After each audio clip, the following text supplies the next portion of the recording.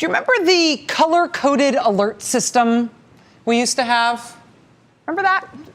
Tom Ridge announced the existence of our national color-coded Be Afraid alert chart about a decade ago, in March 2002, so we could tell at a glance how alert we were supposed to feel. And if you didn't feel like glancing at the Be Alert chart, at least at the airport, they would read periodic recorded statements over the intercom telling you out loud that today's threat level was orange. The threat level was always orange at the airport, no matter what else was going on in the rest of the country. We don't do that anymore. We don't do that. We got rid of the color-coded chart thing last year, and nobody complained. We also no longer have this. This is the Google Street View of one of the secret prisons we used to have in Romania. The Associated Press did a little overhead satellite view of it, too, so you can see just how snugged up our secret prison was against the railway lines in a really densely populated part of Bucharest. But yeah, that little thing there, that was ours. We are a country with 2 million people in prison or jail on any given day. America has thousands of prisons and jails right here at home, but we decided to open up a little something in Romania, too, in secret. Also in Poland and in a bunch of other places, we had secret overseas prisons. We don't do that anymore either.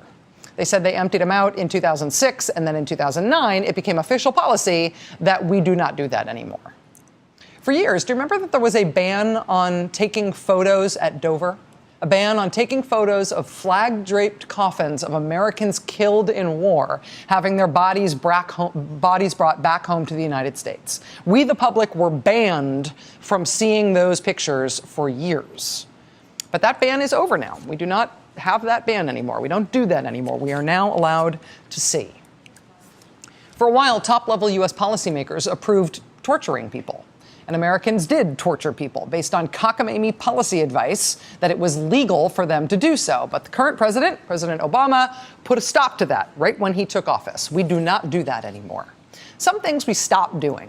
Some things that we were told, yeah, maybe this is unprecedented, maybe this doesn't really seem like the kind of thing America does, but we have to do it. Some of those things from the past decade, where it was really hard to get our heads around the fact that we were doing those things. Some of those things are things that we have stopped doing. That said, some of the things we still are doing are still pretty hard to get your head around. We are still fighting the longest war in U.S. history, and it apparently still has 2+ years on the clock, unless the president speeds up his withdrawal plan. It's the longest war in U.S. history, and for most of that war, we were fighting it at the same time as another one of the longest wars in U.S. history. If you had told anybody in advance of that plan that that's how our country would spend the first decade plus of the 21st century, you would have been laughed at. Before we started doing it, you probably also could not have convinced anyone that after we closed all our secret prisons in places like Romania and Poland, we would still keep one offshore prison in a nearby communist country which doesn't want us there. In advance of us starting to do this stuff, how would you have convinced somebody? How would you have convinced somebody that we were going to do these things? How would you have convinced somebody that the United States would consider it legal to find a wanted American citizen living abroad, track him down in that other country, and then for the U.S. government to kill him with a missile in that other country? The man's father went to court in advance of our government doing that to try to stop the U.S. government from doing it. The father sued to say in advance that his son should be arrested instead of killed on the spot if he was found, but he was found and he was just killed on the spot with a missile, U.S. citizen. Then a month later, we killed his 16-year-old son, too, also an American citizen, same cause of death. We have done things in the past decade or so that if you asked anybody in advance of us starting to behave this way, whether the United States of America would ever be a country that behaved this way, there's no way you could have convinced anyone. We granted ourselves permission to act this way when we said our response to being the victim of a massive terrorist attack in 2001 was going to be that we were going to declare that we were at war. Congress passed an authorization of military force against the group that attacked us and associated forces. And the power granted by that authorization to use force undergirds a lot of the things that we have done over the past decade in this administration and in the previous one. Things that constitute previously unimaginable behavior for the United States of America. We're on a war footing. And is that war footing forever? That's the question, right? When does it end? It's not a philosophical question. It is an empirical question, because This is not a war that we ever planned on winning. We planned on just fighting it for a while and then eventually stopping, maybe. And I'm not just saying that because that's my take on it and I'm a commie pinko liberal, although I am.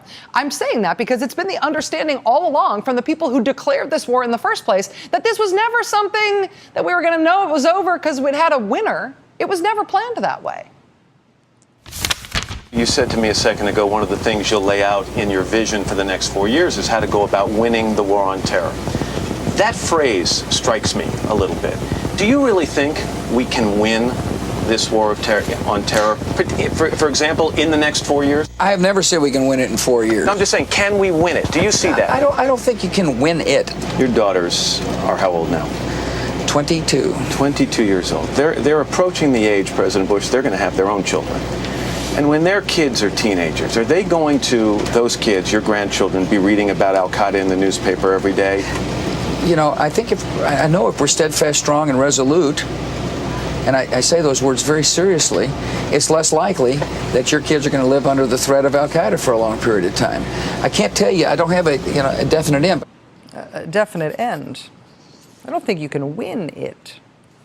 Our country has used the idea that we are at war, not just in Iraq, not just in Afghanistan, but all over the globe. We have used the idea that we are in this global war as the justification for us doing all kinds of things, exerting all kinds of power that would otherwise be not just indefensible for a country with a constitution like ours, not just indefensible, but almost unimaginable. And this global war of ours, they said from the beginning, would not end because there was going to be a winner declared. There couldn't be. It is not that kind of war. So if that's the case, and being in a war footing is what justifies all this behavior that we wouldn't otherwise be participating in, when does this war end? When do we get to say that the global war that we declared more than 11 years ago is now over? Well, today, for the first time, a U.S. government official started talking about how this ends. Now that efforts by the U.S. military against Al-Qaeda are in their 12th year, we must also ask ourselves, how will this conflict end? This is the top lawyer at the Pentagon, the general counsel of the Defense Department, Jay Johnson, speaking today at Oxford University in Britain, broaching a subject that, as far as I know, nobody at a high level of government has been willing to officially broach since 9/11. How will this conflict end? It is an unconventional conflict against an unconventional enemy and will not end in conventional terms. We cannot and should not expect Al-Qaeda and its associated forces to all surrender, all lay down their weapons in an open field, or to sign a peace treaty with us. They are terrorist organizations, nor can we capture or kill every last terrorist who claims an affiliation with Al-Qaeda. I can offer no prediction about when this conflict will end, or whether we are, as Winston Churchill once described it, near the, quote, beginning of the end, end quote.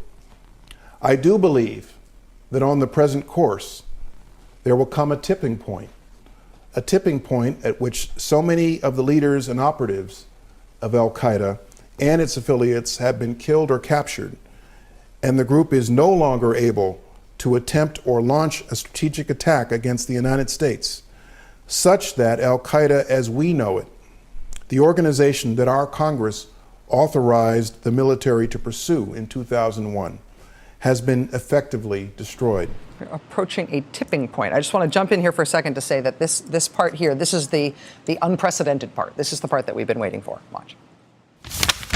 At that point, we must be able to say to ourselves that our efforts should no longer be considered a, quote, armed conflict against Al-Qaeda and its associated forces.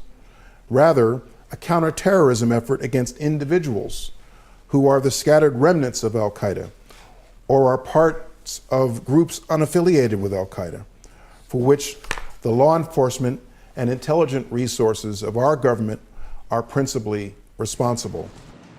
It will at some point stop being war, and we'll go back to being police work and intelligence work against terrorism as a threat that we fight, but we do not say we are at war with it anymore. How much would it change us back as a country to hit that point? Can we go back? Have we irredeemably and irreversibly changed ourselves by being at war for 12 years now? And is this first word from the Obama administration on how we might do it enough to reasonably expect that we really are ever actually going to get there? War violates the natural order of things, in which children bury their parents.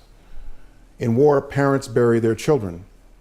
In its 12th year, we must not accept the current conflict and all that it entails as the, quote, new normal